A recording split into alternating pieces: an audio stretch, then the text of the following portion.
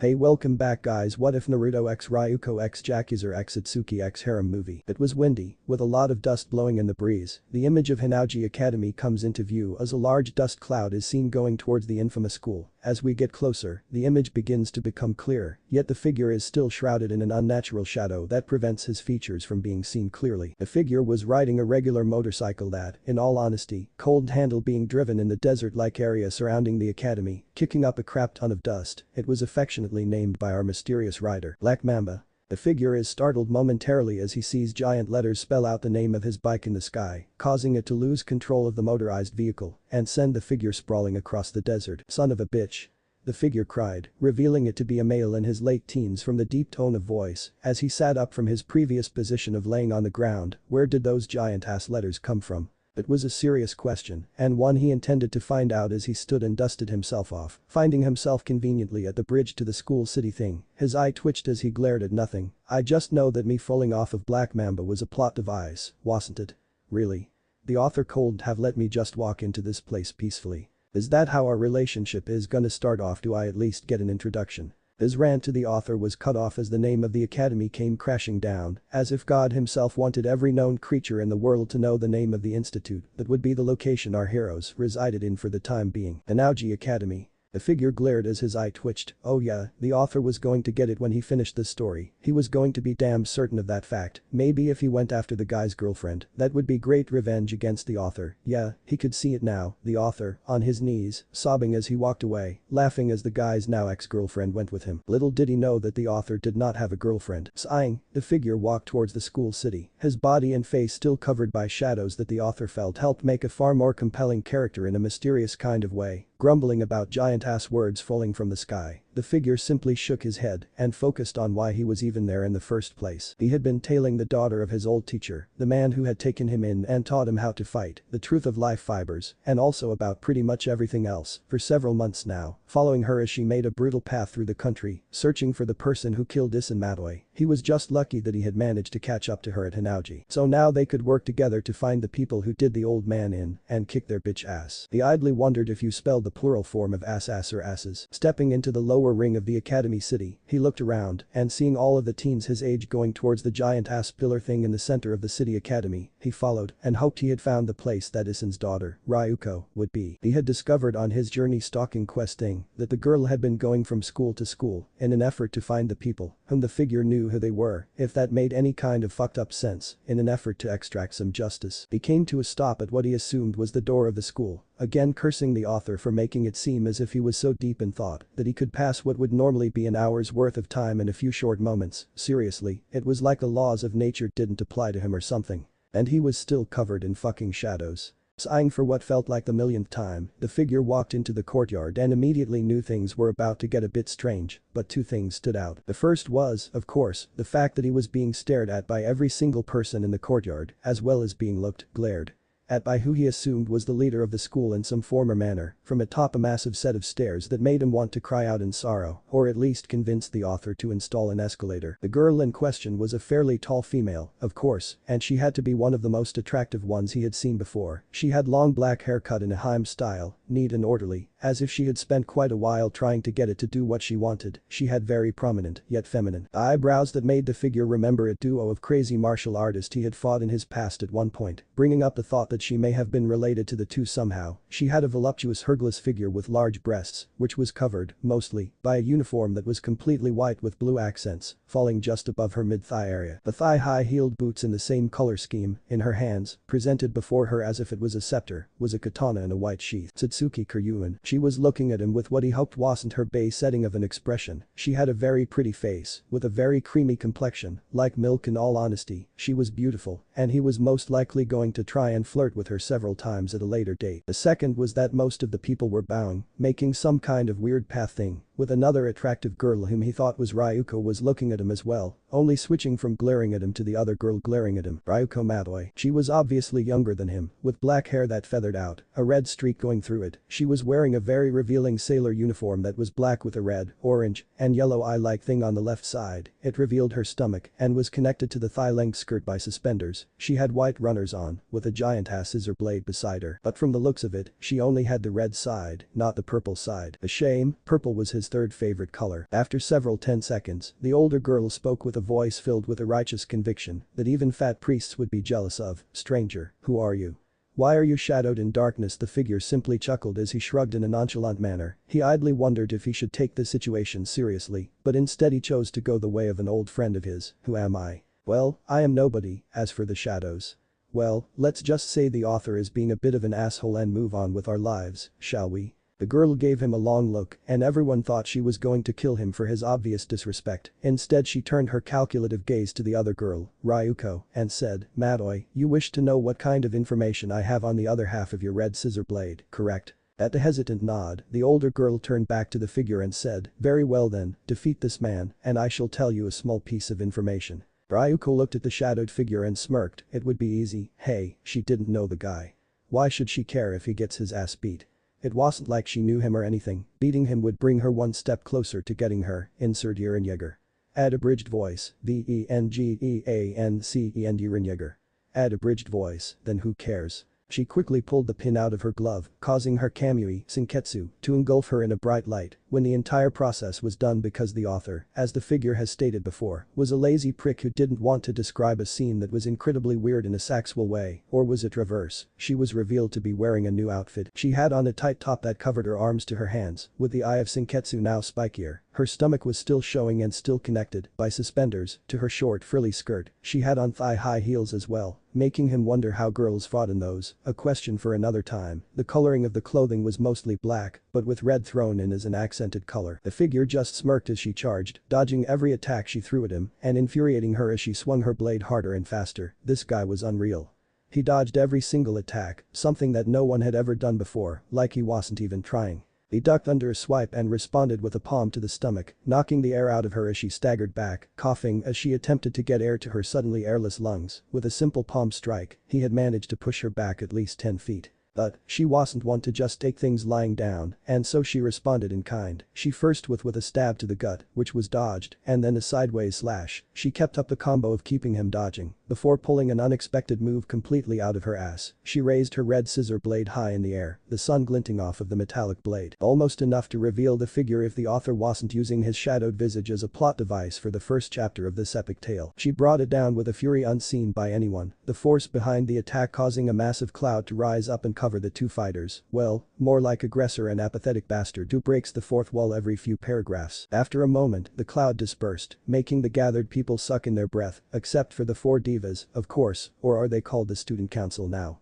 Doesn't matter anyways, has made the crowd except for the student council 4 divas and the older girl to suck in their breaths and then let their jaws hang loose. He had caught the sword. Ryuko felt a myriad of different things going on in her head, each one more confusing, before she finally managed to speak, this time choosing annoyance as her emotional set. Oh asshole. Who the hell do you think you are, huh? You can't just stop a fight like that. She ground out, her eyes glaring dangerously at the shadowed male, as he easily held off her scissor blade with his glove hand, making her even more frustrated at the fact he was holding her off with one hand while Senketsu was pumping full power. Now, Ryuko Madoi wasn't patient. Oh no, she was far from it. If she wanted something, she either got it herself or took it from the bodies of her defeated enemies, that is to say if they had what she wanted in the first place. However, she prided herself on her skills in fighting, which had taken major blows due to the fact that she had to actually fight the people at Hanaji Academy. But then this asshole not only comes up and blocks her attack, but also manages to knock every person, no matter what star uniform they have, on their asses, something she was very much unable to do. Her pride felt as if it had been cut up, burnt, had the ashes collected, then burnt again, before piss had been poured all over it. The shadowed figure simply chuckled, showing off his sharp canines and the rest of his teeth, all pearly white to perfection. After his short bout of giggles, he gave a grin that showed off just how sharp his teeth really were. Now, there is no need for violence or name calling. Besides, it's not me who has to worry about the unknown factor like you, Mr. Skink and busty brow up there. His comment was heard by everyone in the vicinity of the academy, and many males gulped when they heard what he had called their beloved leader, Satsuki Kuryuin. It was a very little known fact, but Ira Gamaguri, the leader of the disciplinary forces, had a very small amount of tolerance for people who he thought insulted Lady Satsuki. The fact that this guy did so, and so easily too, was nothing short of amazing to them. Most of them had already started preparing his coffin. Ryuko simply gaped at this guy. Did he just call her that seriously? Who the fuck was this guy that, even surrounded by enemies, he was able to keep such a calm, uncaring atmosphere, and even insult and mock two of the most powerful people here? This guy had some serious stones. "The fuck you just call me, asshole?" The guy simply rolled his neck and asked, in his masculine voice befitting of a guy who couldn't be older than 17 or 18 based on his build, a question that nearly threw everyone for a loop. "I have no idea why, but apparently all we've been doing for the last 5 minutes is standing here, talking, when we could be doing something productive with our lives, like, I don't know, making cakes and shit." He then paused and asked in a more curious tone, "Hey, if I say my name and introduce myself, do you think I'll get a badass giant caption like the rest of you guys and your Camui? Or are the author is too stingy to give me one?" Said author scoffed in arrogance as he went on with the story, scowling as he sipped some Mountain Dew from a light bottle, ungrateful specks of his imagination. How was she to respond to this? Ryuko backed off, her sword simply falling to her side as she and Senketsu watched him go on and on about how he deserved a grand entrance like everyone else, completely ignoring the increasingly odd, confused, fearful, and even aroused looks he was getting. It seemed that the shadow that had been on him was lifted by the author as he finally decided to describe who would no doubt become a pivotal and powerful character in the series of chapters that make up the story. And for good reason, too, she thought with a blush. This guy was hot. He was lean, with an aristocratic face with sharp features, a spiky mop of black hair that had dark blue highlights in it falling all over the place in random intervals. He was wearing some stylish clothes, in all honesty, that looked pretty good on him. A blue shirt that had an interesting spiraling marking on the stomach and chest in black, with black pants that were given a baggy appearance by the white tape wrapped around his lower shins, and the black and blue sneakers he had on weren't anything to scoff at. Around his neck was a bright blue scarf that trailed behind him in the wind. Over his shirt and ensemble, he wore a black jacket that had several tomes lining the collar, with white fur lining the edges, that was left unzipped up to about his belly button. On his hands were gloves, one of them a fingerless glove that was on his right hand, not unlike hers, the other, his left hand, was covered entirely, and was the one he had used to block her sword with. His face was blemish-free, and his eyes were the most interesting thing, a dull purplish gray with 4 rings in them, and 3 tomes in each ring. But what got her attention was when his shirt, where the spiral mark looking thing was now an eye, not unlike Senketsu, which blinked before looking at her. The Camui's eye, for that was the only thing it could to have been, was red with 4 concentric rings in the eye, with several tomes circling the rings. Now her question was an even bigger, who the fuck was this guy? How did he have a goddamn Camui? Where did he come from? Did he know her dad? Just, who are you? She asked quietly, even though she was sure he heard. The guy grinned and raised a hand, pointing his thumb at his chest. He spoke loudly and clearly for all to hear. "My name is Naruto Uzumaki, and I was a student of your old man, Isen Matoi." Naruto Uzumaki. Yes. I got a badass entrance giant letter thing. His words reached her ears and processed within her mind faster than most neurons should be capable of, and her eyes widened as she saw the truth in the guy's, Naruto's, eyes. He was telling the truth, or at least believed he was, and she felt herself tremble in a confusing mix of emotions as he continued to regard her with his impassive gaze. He hadn't meant for it to be that much of a shock. Sure, he expected some kind of shock or outrage, but he didn't expect to be looked at by her cog-wheeled eyes in such a manner. It was as if she had found some kind of new lease on life or something. Then again, he had just said that he was connected to her father in a close manner, and that he had known the guy. The black-haired teen idly recalled a time when Isen had been speaking of his daughter, who was off at school, and about how he wished that they were closer to each other, but the circumstances surrounding his staying in hiding required him to keep himself hidden from the world lest Revox come for him. Naruto didn't really care all that much about nudist beach or Revox, he really didn't. He only became a student of Isen to make his personal Camui, which he was wearing now. It was a bit of a bitch to make, but he had spent a long time, even during the summer when Ryuko came home, and he had to stay exclusively to the basement laboratory to hide from her, perfecting it to the point that he doubted even the Shinra Katetsu that Isen was so frightened his ex-wife would use cold stand up to him. He was, of course, speaking of his Camui Shinju no Juubi. It was the most powerful of them all, and he was damn sure it was gonna stay that way, while, from what he understood from the lessons from Isen, Senketsu would grow and adapt to the wearer. His Shinju had already been born and bonded to him for nearly 2 years, making it much more advanced and adapted than the others. The bond between a Camui and a person was simple and complicated. When a person wears one, they bond to it, and the Camui responds. As time goes by and the Camui is used more and more, then it becomes better and better, stronger and stronger. But to use it, you have to have a specific state of mind. For girls, they had to accept their bodies and be proud of showing a bit of skin. For guys, well, his Shinju hurt him every time it took his blood to power up, but thanks to his ability to heal and regenerate cells at an accelerated rate, he didn't have to worry about losing all his blood, thank God. He was knocked from his rambling thoughts as Ryuko looked at him with hopeful and, reluctantly teary eyes. The hope in her voice made his apathetic gaze waver ever so slightly, before he crushed the feeling and returned to his apathetic eyes and calm, lazy smile. "Why, you knew my dad?" Yeah, I did. I've actually been looking for you for a while now, cause he made me promise to teach you how to properly use a Camui if he died before he could get the chance. Yeah, I've been really difficult to catch up to until now, so, yeah," Naruto finished lamely and awkwardly. Come on, he had been basically stalking her for nearly 6 months, it was bound to be. Not to mention he felt like a creeper every time he did, it was just one of those things that made him uncomfortable. After all, he was older than her by like 2 years. She powered her Kamui down and approached him, the both seemingly forgetting where they were, and looked up at him. She estimated his height to be at about 510, now that she was up close, so, what now? Naruto sighed as he stretched his back and looked at Satsuki, before looking back at Ryuko. "We run like bitches, then talk when it's safe," Ryuko asked before she felt herself being pulled, her newfound acquaintance dodging the attacks of the junior members and heads of their clubs. Seriously, who uses fucking tennis balls as weapons? Those hurt like a bitch. They ran for a while, having had to return for the girl Ryuko had befriended, Mako, whom they had forgotten in Naruto's haste to escape such a fucked up weapon, and dodging even more attacks from enraged teenagers with super clothes. Did it scare him? No. Bitch please.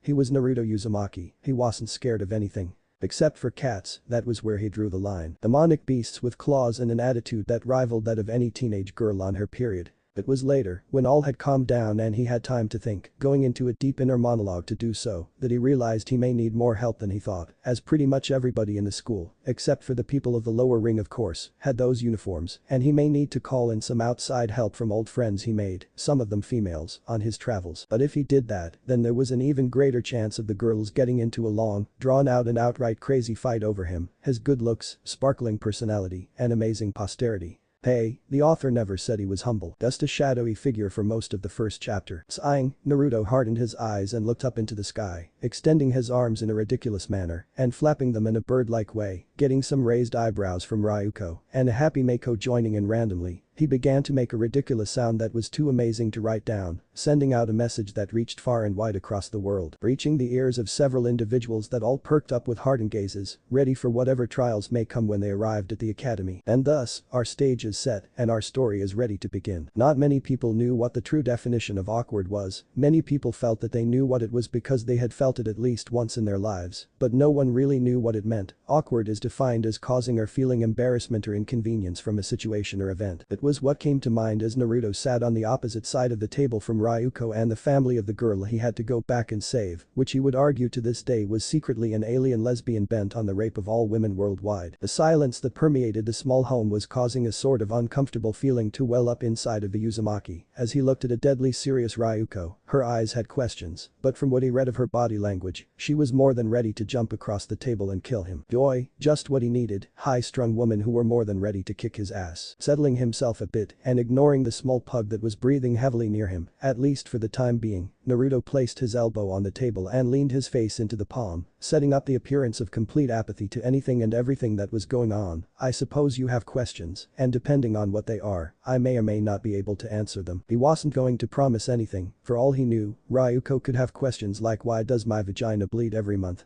Or why do the monkeys, the animal, not the band, not always wear funny little hats that make them all the better? Or even a statement that could be taken as a question. You cannot always predict what another person would do, so he had developed a mindset of expect the weirdest and worst out of every situation, and he would never be surprised again. Ryuko calmed herself before she spoke, it wouldn't do to scare him off before he answered her many questions. So, who are you? Naruto blinked, idly remembering the giant red letters that basically gave the entire school the ability to find him. Not many people were named Naruto Uzumaki, after all. Well, I suppose I could give an introduction, although, I do remember doing this at the school earlier. The lights dimmed, only for a spotlight to come up, Naruto standing there, his back to them as kabuki music started to play. Cherry blossom petals began to fall from the sky, swirling around him in a dramatic way before stopping and falling to the ground. He spun around, hopping on one foot as he did, his face set in a large grin as he did. I am the man who makes the ladies quake. I make men bow before my boots. Females cream themselves when they see me coming, haha, and even the gods themselves must admit I'm pretty cool. I am the ever amazing, the super spectacular, the sexy bitch, the amazing Naruto Uzumaki. He may have been singing a bit of praise there, but hey, arrogance and confidence were two different things. It wasn't his fault he was all of those things, and more, especially when his Camui was active, and he used one of his favorite abilities, the one who had gotten him the title of the second coming of the pervy sage back home. His clothes rustled and the eye of his Camui opened again, the stitches seemingly swirling around as the orb stared at Ryuko in disdain. It was only thanks to her ability to hear them that she caught what the clothing said, even though it did piss her off royally. So this is the weakling Madoi wanted us to find and train, huh? Those look like much, a bit scrawny, but she does have some skill with that thing, although she will never have the skill to use it like they do. Naruto frowned at his clothes and looked up when Ryuko growled at him, what had he done? What is wrong with your Camui? Nothing is wrong with me, you arrogant fool. All that bothers me is the fact that you still believe that even after today, you stand a chance of defeating Satsuki Kiryuin, and by extension, the even greater threat. The Camui growled furiously as he shifted about. The fact is, if it hadn't have been for Naruto, you would have been completely overwhelmed by the might of the student council there. So instead of asking stupid questions, why don't you train? Become stronger. Ryuko growled as her hand inched to her teeth, moving to pull the pin out and teach the stupid clothing a lesson. Instead she took a breath and calmed herself, remembering that fighting the clothes she would have to fight Naruto by extension, and she wasn't ready for that, as much as it pained her to admit. What is with your clothes? Why does it seem like such a dick? Naruto rubbed his forehead and sighed. To be honest, Hess not really a dick, just a pragmatist with a double streak of cynic and violent thrown in, and his name is Shinju. Please remember that. Why? Well, how would you feel if someone called you girl all the time instead of Ryuko? What's so different about your Senketsu and my Shinju anyway? They have sentience, they can speak, so they are people, well, clothes, and should be treated with respect. He was silently wondering just what the hell the author was doing, making him spout such a cliché line like that. Was he hoping to create some kind of sympathy for Camui? But it was true. Well, he didn't know if they had souls per se. He was certain that if he was constantly called by what he was instead of who he was, he would go even more insane than he was now. It was kinda like some of his subordinates, who were still making their way here from all over God's green earth, who had differences from other people, and were labeled because of that. Such kind of discrimination wasn't cool with him, and he was damn sure that Ryuko got it through her head as well. And when she finally did, and became comfortable in her own skin, she would become a force to be reckoned with in her Camui. Elsewhere at the moment, another figure was seen walking into the city school, this time not covered by the shadows written into the story by the author for plot devices. No, instead, the figure, which was male, made his slow-ass way into the city. He was relatively tall, standing at about 59, with brown hair that was cut nearly to the skin on the sides, and was shaggy at the top, giving him a disheveled appearance. His eyes were a honey-colored brown that would draw people in, only to be cut down by the cold and calculating glint in them, as well as the dark amusement in them, as if they were all jokes. He was wearing a white hoodie with the drawstrings tucked into the hoodie, underneath a white flak jacket that was zipped all the way up. He had white cargo jeans that were tucked into his heavy-duty, army surplus, black leather boots. Across his lower back was a longer than average trench knife, with the blade and handle being of one piece of metal. Having had the finger grips dug out by the figure himself, it was at least 24 inches long and ready to rip into any enemy. He was walking in an aggressive don't fuck with me stance, his shoulders hunched and his head down slightly, fist stuffed into his pants pockets as he trudged down the street, his eyes straight ahead and ignoring any and all people around him, even the pretty hookers on the many corners, working their trade. He was already in a pissy mood, as usual, and sluts and dumbasses only made it worse. Now, he would be the first person to tell you that he was an asshole. He just didn't give a damn about anybody, but he had an obligation, a sense of loyalty, that brought him here. It didn't help that he had heard rumors of Camui activity in this shithole for a while now, and wanted to see if there were any that could be a good match for him in his Jayuki, which he was wearing now. Sighing, the guy just smirked tiredly. He was going to find Naruto Uzumaki, and when he did, he would definitely find some kind of amusement to excite his bored and dull life, or his name wasn't Kakuo Kakagam. Kakuo Kakagam. He started when random words appeared and spelled out his name, giant, blood-red words that just randomly appeared for no reason. He gently poked them as he stared in a bored interest, caring enough for a look, but not enough to figure out where the hell they came from. Maybe if he stuck around, he would find out. Back with Naruto that night, stepping into what could be considered the main square place of the No Stars, which could barely even be called a square due to its octagonal shape, Naruto looked around before picking a random location to walk towards. He had time to spare before he was due back at the Mankinshoku residence, and he was going to use it to explore and get into crazy hijinks, most likely involving random events that would happen to him. As he walked walked down the desolate shit-strewn street he idly thought back to all of the things that Ryuko should have asked him, snickering as he thought of the many questions he was definitely going to be getting over the while they were interacting with each other. Doing so caused him to let his mind wander, which, in any other situation, would have been bad, but, in this instance, his mind didn't immediately go to the gutter or attic and instead he became enthralled in the past. Stopping and running a hand through his hair, Naruto suppressed the memories of his past and put up a strong front. There was no going back after what he had done. There was no regrets. He had done all he could, and living in the past was a foolish thing to do. Turning a corner, Naruto looked up and found himself outside of a simple ramen stand. He looked it over and felt a sense of nostalgia run through him again. Only this time he decided to indulge himself a bit and walked inside. The familiar scent of ramen entered his nostrils, causing him to smile slightly before he crushed that feeling and sat down. The old man who was running the stand smiled at him as he worked to fill the order the Uzumaki had just placed, a bowl of simple miso ramen, his brown eyes shining with happiness. You know, you're the first customer we've had in a while, over 3 months in fact. Naruto merely raised an eyebrow at that, really now? Yup. We used to deliver to Lady Satsuki all the time, you know, she absolutely loves the stuff. She always used to pick it up personally, but, about a year ago, she slowly began to stop, until a few months ago she stopped altogether. That sounds like the beginnings of an incredibly touching and heartwarming story, old man, it really does, but I have no time for that. What I do need is a second bowl, though, Naruto said in a flippant tone. The old man grumbled a bit at that, but served the teen another bowl, getting a grin from the black-haired guy, who promptly dug in. After a few more bowls and some light chatting, Naruto began to leave, only to halt when he came face to face with Ryuko, who glared at him in anger. Blinking, Naruto looked back at the shop for a second, then back at the girl, who promptly opened her mouth to speak. You're not getting away until you answer my questions. Here, from seemingly out of nowhere, a gangbang as it was a fairly accurate way of describing this poorly organized lot of idiots of kids a few years younger than him came from nowhere and surrounded him, each holding some kind of thug-like weapon. Except for Timmy, for some unknown reason, had a condom. What he was going to oh, fuck you Timmy, and not in the way you would like it, either, you little gay bastard. His eye twitching at the author, Naruto asked in an irritated tone of voice, and surrounding me with a gangbang of kids, was going to help you get answers.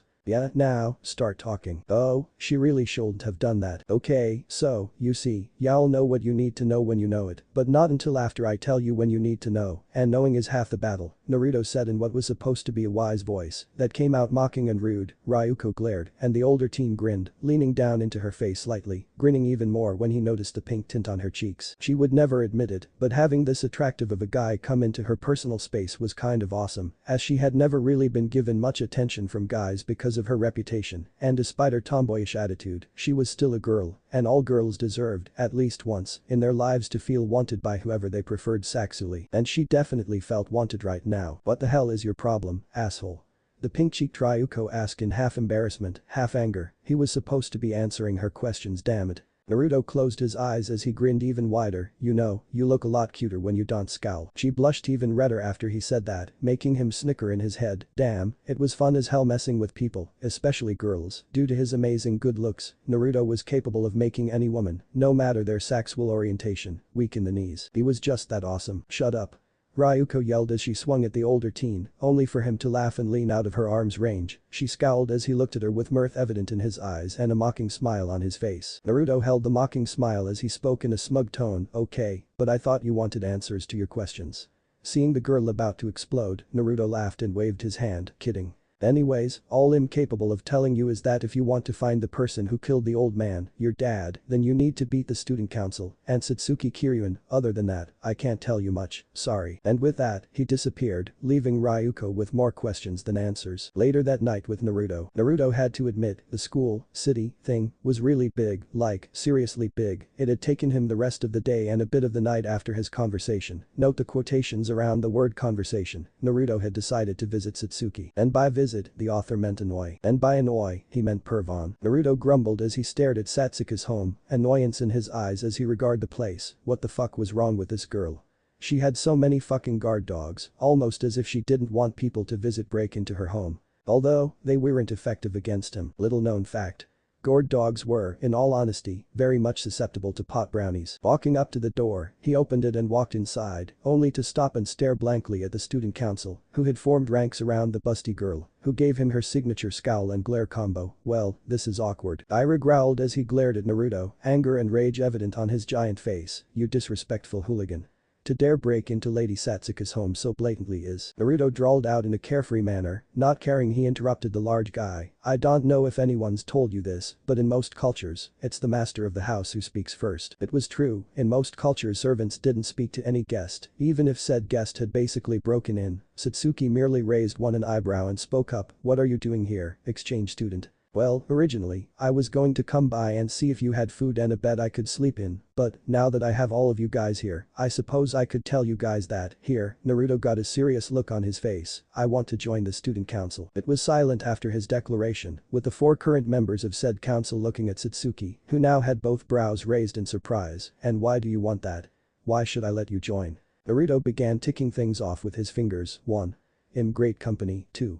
I'm amazing, 3. I know just who you are, Satsuki, and finally, 2 words. Life fibers. Naruto held back a smirk at the astonished look he got from Satsuki as she regarded him more seriously. It was late at night that we find Satsuki sitting in her own personal room, contemplating the conversation she had had earlier with a certain badass. It was one of the most uncomfortable ones she had had in a long time, as no matter how hard she tried to intimidate him, Naruto would just shrug off as if it was nothing. She had learned that Naruto knew all about the life fibers and the threat they posed to humanity, as well as the existence of Camui. He had gone on to explain that he had absolutely no intention of siding one way or the other, as he simply didn't care. He was simply apathetic to the plight of others, as if he had no care for whether they lived or died, whether they were free or slaves, as if he didn't care whether or not the world was forced into a brutal dictatorship under the rule of clothing-based aliens taking over. It infuriated her to no end. How could anyone be so uncaring? Naruto had explained it in a simple yet brutally honest manner. Why should he care? The fact of the matter was, even if he did something to try and stop them, he was one guy, no one is capable of accomplishing anything alone, so he felt no need to do anything to try. But, she would show him, she would defeat the life fibers and prove to him that no one was alone. With Naruto elsewhere, he had to admit, Satsuki's house was pretty freaking cool. Seriously, the sheets were made of fucking silkworm silk, the most expensive kind of silk in the world. Beside his bed, there was a box of illegally imported Cuban cigarettes, not cigars, but cigarettes, and damn did they taste good, too, he thought, taking a drag of his own smokestick, but there was something that bothered him. Fuck, man, there are kids starving in Africa and shit, at least, those late night commercials say so, but still. What kind of stuck-up person spends so much money on pointless shit? Ignoring the impending sense of hypocrisy, Naruto proceeded to undress to his black boxers and slide under his new covers, intent on catching a few Zs and maybe a Q or 2, probably an F, those were quite common these days. Tomorrow was going to be a good day. Not only was it his first official day as a student council member, it was also the day that he began to extend a hand of friendship to Ryuko, and he had convinced Satsuki to go to lunch with him to get to know each other. Sure, she was probably going to use it as an excuse to learn all she could about him and his warped ideals, but that's fine. He would get her to smile or die trying. But, he hoped it never came to that. The next day, walking down the street, Naruto grinned to himself, finger combing his hair to some semblance of order, so as to look at least presentable for his not-a-date with Satsuki. Shinju had helped a bit by forming himself into a more formal wear, mostly just changing his base shirt into a button-up and his hoodie jacket into a casual blazer. The Camui had absolutely no want to remain that way, however, and after his lunch with Satsuki would change back to his regular appearance. Shinju really didn't like formal clothes, as they weren't as practical as the clothes Naruto had changed him into, and, even if he would never admit it, he thought he looked cooler that way and preferred to be the coolest Camui around. Stepping into the small restaurant, Naruto immediately noticed that Satsuki had already arrived and was seated, waiting for him, smiling. He made his way over and sat down. Hello, Satsuki-chan, how has your day been so far? He greeted, easily slipping into a casual attitude when dealing with a girl. Others would be at least somewhat intimidated by the young woman, but he was Naruto fucking Uzumaki. He wasn't scared of shit. Satsuki replied in her normal tone, formal, it has been well, Uzumaki, things are running smoothly so far this school year. Well, that was a short clinical answer, but he could work with it, is that so? So, none of the new students have caused any problems. No, they all know what happens if they do, so they fear breaking the rules, as it should be. Damn, this woman was like a freaking robot, all of her answers were so fracking stiff and formal. Cool, that's good, by the way, I don't think I told you this, but I really like your dress, it makes you look even more like a leader. He had no idea how to describe her current garments, they were very attractive on her, but openly stating that he found her attractive would be bad, very bad. Her outfit was actually a Camui, if what Shinju whispered in his ear was anything to go by. It was a short dress that stopped at her mid-thigh, looking a bit like a uniform, with long sleeves and the golden shoulder tassel thingies he didn't know the name of. Completing the look were her thigh-high heeled boots that worked well with her clothes and made her seem even more regal than she already was. Satsuki raised an eyebrow at his comment, but not at all the same, it was a respectable thing for him to say. Thank you, I see that you yourself have cleaned up a bit, I am most impressed. The black-haired young man grinned at that, his pearly white teeth giving a slight shine to his face. Thanks, I do try. The waitress came up to their table a bit later, nervously asking what they wanted to drink. Naruto had asked for an orange soda, while Satsuki got a glass of iced tea, unsweet. They talked for a bit, mostly just simple things that had no real matter to the world at large, discussing news and stuff of that nature. When the waitress came back with their drinks and to ask for their food order, Satsuki asked for a chef salad, and Naruto got a cold-cut sandwich with pepper jack cheese. They continued their conversation for a bit until Satsuki asked a question that made the Uzumaki go silent for a bit. Uzumaki, this lunch has been quite delectable with a nice conversation, but I must ask, just what do you know of Revox operations and the life fibers? Satsuki asked, her tone serious and ironclad. Naruto frowned a bit, kind of hoping that the author would forget about story progression and simply let him have a nice date with a woman. But no, story progression is important, without it, this would be a drabble fic that had absolutely no cool shit going on. I know enough to have at least a dozen wet squad sent after me. That wasn't good. Her mother may be a crazy bitch, but she was a thorough crazy bitch. The fact that Naruto had yet to die like a good boy must be pissing her off beyond all recognition. It also probably didn't help that he no doubt defeated them in the most humiliating and degrading way possible. And just what do you know? Naruto tilted his head to the side and thought, I know all about the life fibers and what she wants to do, but such things can wait for later. Right now, enjoy being young and alive. I can enjoy my life when Rajo is dead and the world's safe. You should be taking this more seriously, Satsuki commented, looking at the teen to see what he would do. She was a bit shocked and surprised to see him just laugh and wave his hand to the sides. Naruto gave a laugh at that, his eyes filled with mirth as he did, take it seriously. Lady, I'm more serious about taking out Revox than I've been about most shit in my life, but actively working against them now makes it obvious that I'm a threat. For now, I keep my head down and stay out of sight, waiting for the perfect chance to strike. Besides, while you may have people you are willing to defend, I have no one, I'm alone. If I die because I didn't take this as serious as you do, I highly doubt anyone would even give a damn. He left after that, leaving Satsuki a lot to think about as he did. What did he meant by that? Having people she would defend. Yeah, she would fight for her comrades on the student council, but would she even be able to protect them? And that comment about him dying, did he truly not have anyone to care for or give him care? He certainly left her with a lot to think about. But Naruto, I haven't seen you blow up like that in a long time, Naruto, Shinju said as the teen in question walked away, clothes having changed back to the ones he always wore. Did she truly get to you with that question? No, it's more like, she questioned why I was doing this, as if she had the right to. My convictions are my own, no one else needs to know about them. Naruto spoke to his clothes, and the way she said it. As if I had something to lose. Ha. You know, talking to yourself is a sign of insanity, a voice drawled to the side, grabbing Naruto's attention as he turned, seeing Kakuo there in the flesh. Kakuo? You sorry, puss-face piece of shit. Naruto exclaimed, his signature grin on his face as the two males embraced each other in friendship. Their bro hug was so amazing, so manly, that everyone around them suddenly felt masculine pride swell within them, scaring the woman at the feeling of pride in them, making many freak out and riot. At the end of the day, over 30 people had died, and many more had been sent to the Makanshu clinic, only to die as well. The two old friends got to talking, with Naruto asking what was going down with Kakuo in his neck of the woods. He was in for a surprising tale. Apparently, Kakuo had been abducted alongside several others to a hidden island by a gaming company for a real-life version of an online game he had played in the past. There, he had dealt with psycho commandos and angsty people throwing explosives everywhere. He had managed to get out after the crap went down between this kid and the kid's old friend, while a busty blonde chick lamented her beauty because some of her old friends had been hurt because of an honest mistake, leading her to be sent to the island. Yeah, fucked up. Once off the island, he had been picked up by a group of pirates, some kinda company with an old-timey pirate name, and had gone on several high-octane adventures with them, having to deal with a whining businessman, contemplating the meaning of humanity and life as a criminal, and a damn near insane chick with itchy fingers. Finally, he had gotten back to Japan, only to wind up in a rural town where, apparently, a group of vampires had bitten a lot of the people, leading to several massacres and more more angst bullshit about humanity and what it means to be humans, culminating in a doctor burning the town to the ground, most of the prominent people dead. And now, here he was. Naruto blinked as he regarded his lazy friend. That had been a hell of story, fuck man, and I thought I had bad luck. Did you at least get the chick from the island's number or something? Hell, what about that crazy bitch, what was her name?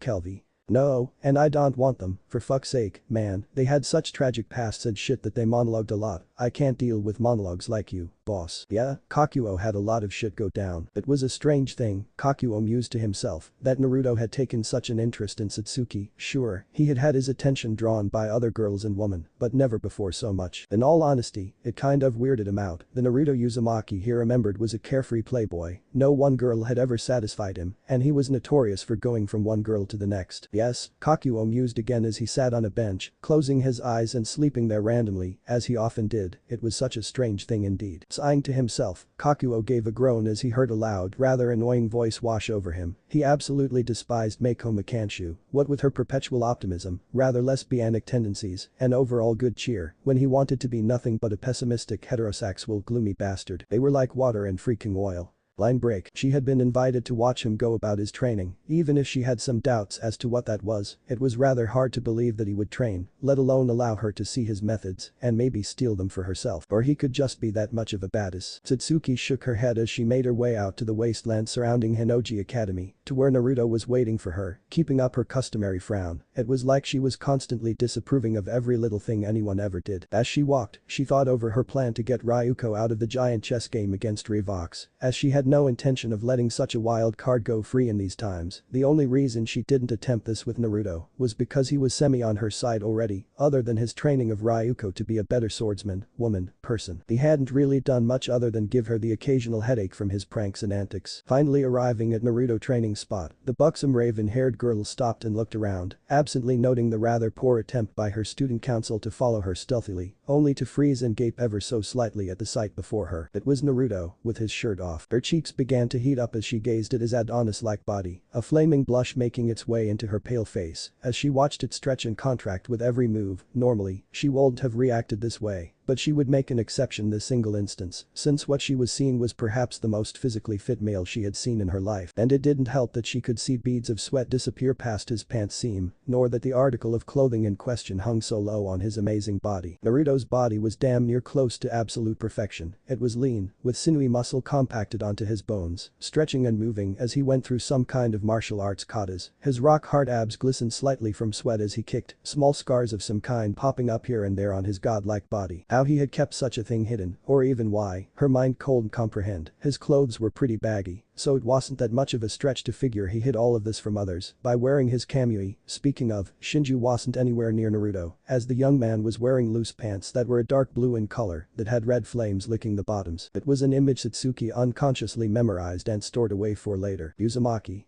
Satsuki said loudly, drawing his attention. He waved and jogged over to her, slightly out of breath and bringing the scent of hard work with him. Yo, Satsuki. He greeted, coming to a stop in front of her. He idly noted that he could see Ira Gamaguri attempting to hide behind a lump of rock nearby, as well as the weird guy with the wooden swords, awkwardly pretending to be a tree by holding up tree branches, the glasses wearing, computer carrying kid, not even trying to hide, and sitting in plain sight on the ground. And Nanan actually managing a decent job of hiding, if not for her ridiculously big head and pink hair. Behind Ira, you ready to see my training? Satsuki nodded, her mind going over what they could be doing. Yes, I am most curious as to how you gain your strength, Uzumaki. Naruto grinned and walked over to a pile of clothes, which just so happened to be Shinju, which immediately took the form of his normal clothes as he slipped them on. Alright, so, in my opinion, the best and fastest way to get stronger is to fight strong people, so, power up your Camui and let's do this. She blinked in surprise. Fighting? That was his method. She half expected some kind of weird training session with cheesy music because it seemed just the kind of thing that Naruto would do. Very well then, Uzumaki. She grabbed the straps on her left arm and flicked them down, her Kamui glowing and covering her form as it changed to its battle mode. Jinketsu grew tinier as it did so, before revealing her battle form to Naruto. It was skimpy as hell. It had two large shoulder things with Jinketsu's eyes, which halfway covered her large breasts. Two suspender-like straps went down the front and connected to a skirt-like piece of cloth that covered her skimpy panties. Finally, High-heeled boots completed the look, so much of her wonderfully pale skin was showing that his mind went blank for a few moments and needed to be rebooted so as to keep himself professional here. Naruto blinked in shock, his eyes roving over her form as she drew her katana. It was certainly distracting, although it kind of made sense why it would be. Male opponents would be too busy staring to fight her, and that was bad. Well, it is certainly unique. Are you also going to activate your Camui, Uzumaki? It was only logical he do so. Naruto shrugged and replied in an excited manner, no, I think I want to see what I can do against you without Shinju helping me. The young man extended his hands, and 6 black orbs flew from the pockets of his pants and floated behind him in a circle, 2 of them floating to his hands and transforming into black rods that he grabbed and held in a fighting stance. Satsuki watched with a raised eyebrow until Naruto answered her unasked question. The old man isn't the only one with a knack for inventing interesting weapons and tools. They paused for a second before blurring towards one another, clashing in the middle as they fought for dominance over the other. Naruto's constant grin got bigger and bigger. The more that Satsuki fought back against his weapons, the 2 orbs in his hands forming into pitch black staves. Said girl brought her fist up and sucker punched him in the cheek, giving her a momentary advantage to bring her blade back up and swing it down, completely missing Naruto as he rolled out of the way, but cutting through several boulders from the wind it created. Naruto responded by charging forward, bringing his staves from either side and swinging both, which Satsuki ducked under, before flipping over her. Landing on the other side, they charged again and clashed in the middle, again fighting for dominance. Naruto's grin was face-splitting, as his blue eyes stared intently into Satsuki's own and roared, show me your heart. Show me your convictions. Show me everything. They pushed away only to clash again in the middle, trading blow after blow, bruising and cutting each other up badly. Finally, they broke away and began to run parallel to each other, before Naruto's staffs turned into classic cutlasses, which he used to attack again. Satsuki felt herself slowly but surely get pushed back, the male in front of her making it even more difficult to fight due to his unpredictable nature. When she thought he would go for a stab, he instead slashed. When she thought he would parry, he blocked. Even with her considerable skill, it was still proving to be a most difficult fight, and one she was desperately seeking a way to end the fight. Suddenly, she got a devious last-ditch chance idea that would definitely end the spar. She got into his guard, making Naruto tense and prepare to counter by bringing his staves up for a downward strike. But, instead of striking or attacking him, she instead grabbed him by the back of his head and smashed her lips to his, making his eyes widen as she did so. All was silent as they stood there, lips to lips, until Satsuki pushed him to the ground and pointed her sword at him in victory. I win. Naruto simply nodded as he tried to wrap his head around what just happened. Line break. Satsuki sat in her study sipping a cup of tea quietly as she thought over the spar earlier, her mind going over just why she had done that. As she thought logically about it, she had her student council looking up as much information as they could about Naruto Uzumaki. As she thought about the events, she began to dissect just why she had done so. She had always respected power, and those who had power, even her mother, as much as she disliked to admit it. So, when Naruto had managed to fight her when she was using considerable force, showed just how powerful he really was, well, she was attracted. She wasn't blind, either. She knew he was incredibly handsome and good-looking, at least by the standards most girls had for themselves, including her. It was driven home by the fact that whenever he entered the school, most of the female populace tried to get into his pants. He was just a good-looking guy that had a lot of prospects, and a lot of girls wanted to get a piece of it. It was slightly frustrating for her, as Naruto was closest to her and, aside from Matoi, whom he spent a decent amount of time with, he generally spent most of it with her, either by annoying her with his constant references to popular culture, or just speaking about random things. But with Matoi, he reserved his serious and strength-filled attitude. It made a slight jealous feeling wash over her each time Naruto would go and speak to Matoi, or even help her with one of the challenges she set up for Ryuko. But she knew that Naruto was only doing it out of some kind of favor to this old man he talked about often. Line break. Naruto sighed as he walked along the streets of the city in boredom. That was one of the biggest problems he faced now, since he didn't have school and he didn't want to get a job. He had nothing he had to do. It made his life just a little bit more annoying, and just that much more amazing too. He had no school. Shaking his head, Naruto groaned as he was once again surrounded by a group of ragamuffins. This time they were much more cautious, as Ryuko walked out with a scowl on her face and hands on her hips. Where the hell have you been? She all but growled out. Naruto looked at her blankly, his eyes blinking as he thought about it, before pointing down the street. I was there for a bit, then over there, spent some time here, went back to that direction, and now, here we are. Ryuko scowled even more as she got closer to him, her head having to crane up to look in his face. Not what I meant, asshole. Naruto grinned in response, leaning down into her face, his hot breath tickling her lips. Now, Ryuko-chan, a pretty girl like you shouldn't be using such foul language, it is rather unbecoming. Ryuko blushed and growled as she took a swipe at the older male, who ducked with a laugh and began walking away. Oi.